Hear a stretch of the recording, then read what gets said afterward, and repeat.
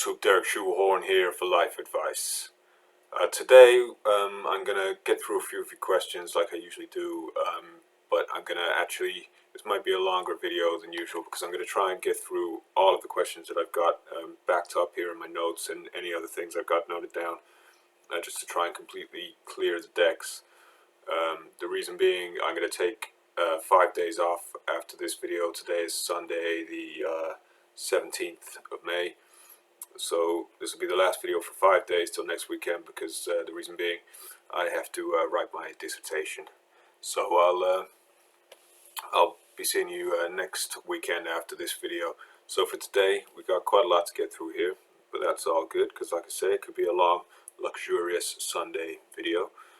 You know, you can just put your feet up, kick back, have a roast dinner or whatever you do on a Sunday and listen to some fine advice. Let's do this one first because this is a follow-up from a question I answered a few videos ago. The original question was, Derek, what's the biggest tool in your arsenal? And I said at the time that I was a little confused about that question because of the fact that an arsenal contains weapons, not tools. So the question was got back and clarified, which I appreciate that. Thank you very much for that. I'm grateful. And he says, when I said what's the biggest tool in your arsenal, I meant what is your strongest personal attribute that has helped you in your life. So that's much clearer. I get that now. My strongest personal attribute that has helped me the most in my life, I would say, is actually my face. It's opened a lot of doors for me. I remember once, turned out to be a very significant moment in my life. I don't know if you remember, there was a news story going around a while back now. I forget exactly when it was, but it was David Cameron was interviewed talking to a tree, and I was picked up on the street by a vox pop, by a BBC journalist to do a vox pop for the BBC News that night, and I just said to them that trees can actually communicate to each other, so I can understand that, but it's just that Dave Cameron never really struck me as a politician that really spoke to the trees, you know. So that's all I said, but it was important because that was actually my first media appearance, and I've gone on from there to what you see today, which is you know, a huge step up from the BBC News. My face also once got me out of a drink driving charge. I was pulled over. There was a female officer. You know, enough said. And it's also it allowed me to surround myself with beautiful women all throughout my marriage. So my face would be my strongest attribute, and I thank you for clarifying the intent of that question. So with that being said, let's move on to the next question, which is actually related.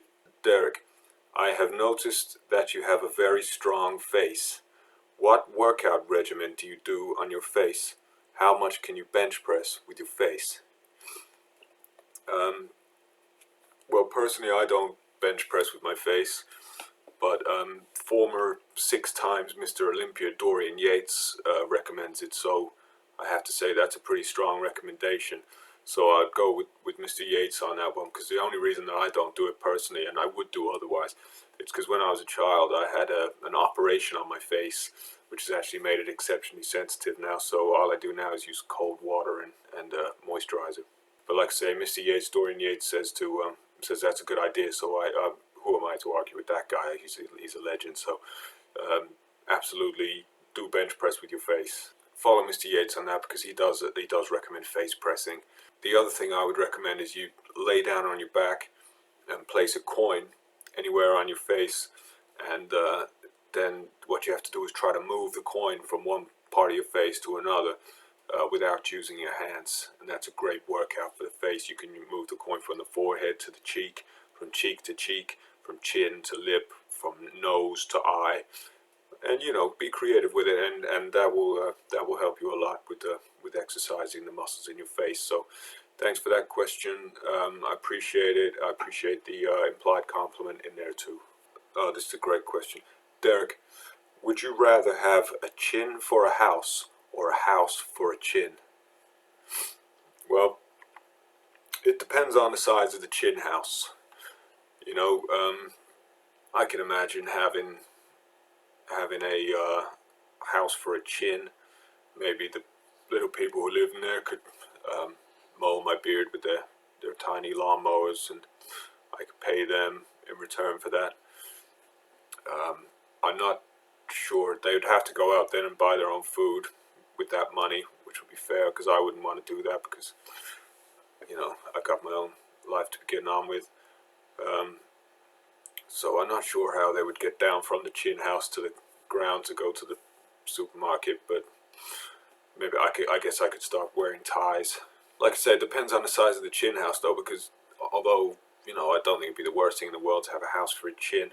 If it was a big chin house, that would be better. Obviously, it'd just be a big house that looked like a chin. I don't really care if it looks like a chin, as long as I can fit a weight room in there. But if it was a small chin house, it would be a tougher decision.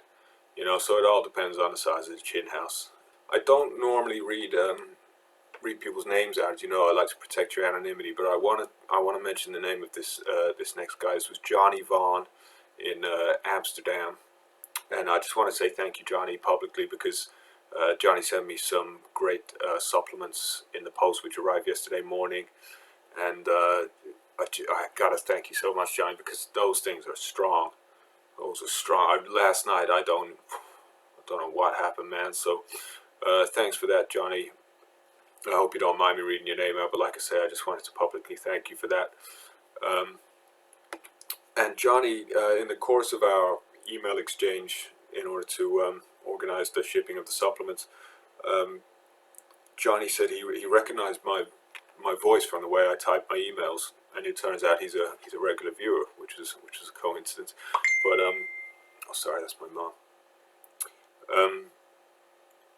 So Johnny had a question for me in the course of our email exchange, which was a very nice question. She says, Derek, as a beginner, what is the best distance to run?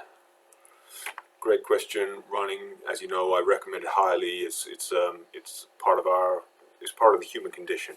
Put it that way, to run. So run as much as you can. I say, just keep running. That's great that you want to start running.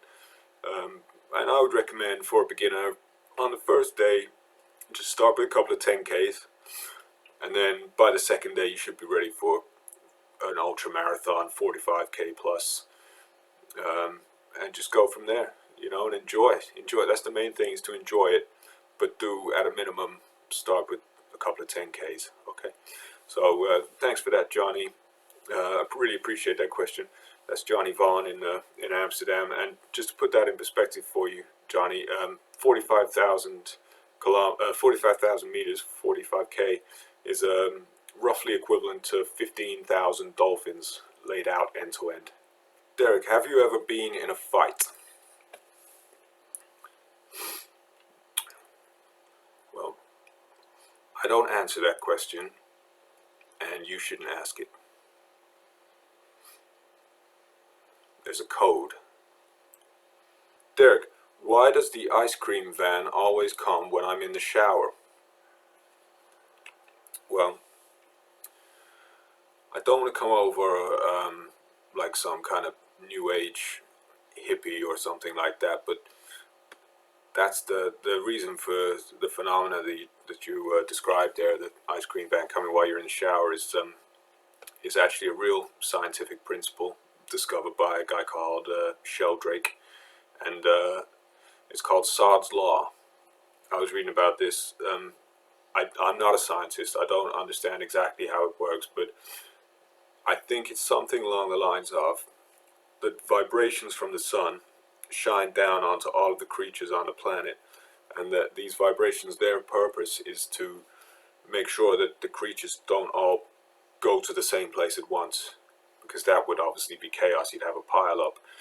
So in the case of the ice cream van, what you're seeing there is a kind of a localized effect of Sod's Law, which all you have to do really is imagine what would happen if nobody was in the shower when the ice cream van came, and how big of a pile up there would be outside that van, and you can see what an effective law it is and why it exists and why it has evolved to be that way. So I hope that answers your question. It's frustrating. I know it happens to all of us, but maybe one day it'll be your turn, and the law will allow that, and you can get a 99 flake. Derek, you didn't mention defecation in your morning routine. Why is that? Are you an evening dumper? This is a very simple question. The answer is I don't defecate. I used to when I was younger, and then I experimented with my diet, and now I've managed to get it to a point where everything that goes into my body is burned, and I'm in perfect equilibrium. So I haven't had a dump for 15 years, maybe more. I can't even remember. It's been a long time. So that's the answer to that question. I don't defecate. There's no need. Nobody needs to defecate really. It's a little known thing, but we all do it, or most people do it just because they don't know any different. But I'm here to tell you that it's not necessary, and you can find an equilibrium like mine and never have to dump again. I think that's it for today. Just to say that this broadcast was brought to you by Silicon Valley. I'm Derek Shoehorn for Life Advice. You can leave your questions for me on Facebook, the Life Advice page on Facebook, or Twitter at Derek Shoehorn on Twitter, or leave a question in the comments below any of my videos, and I'll cover those as soon as I can. But like I say, I'm taking the next 5 days off to complete my dissertation, so I'll see you guys next weekend, okay?